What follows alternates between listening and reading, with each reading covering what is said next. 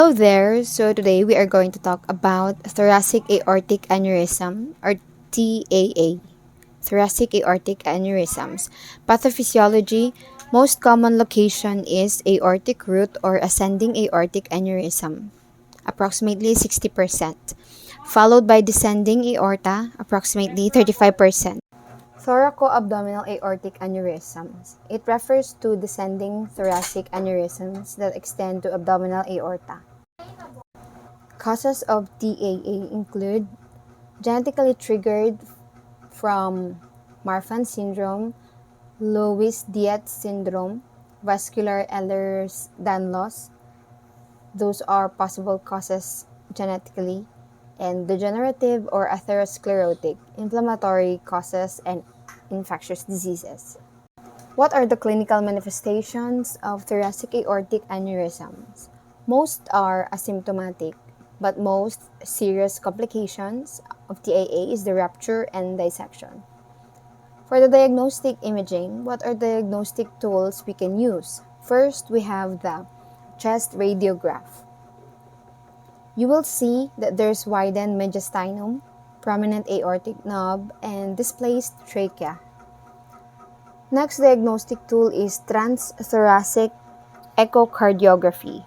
It is excellent modality for imaging of aortic root. Can be used to visualize TAAs involving proximal ascending aorta, aortic arch, and proximal descending aorta. Next is transesophageal echocardiography.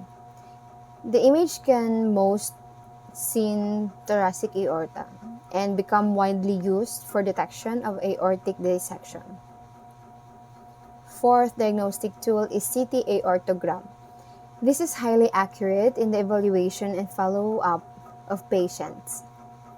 And for the management of thoracic aortic aneurysm, small asymptomatic TAAs can be followed and can be treated surgically later if symptoms develop.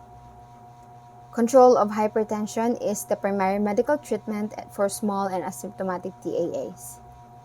TAA repair is reserved only for symptomatic aneurysms and asymptomatic aneurysms, but with at least 5 to 5.5 centimeters in diameter. Next is surgical treatment. For surgical treatment, ascending aortic aneurysm, we can perform resection and grafting of the ascending aorta with concomitant aortic valve replacement.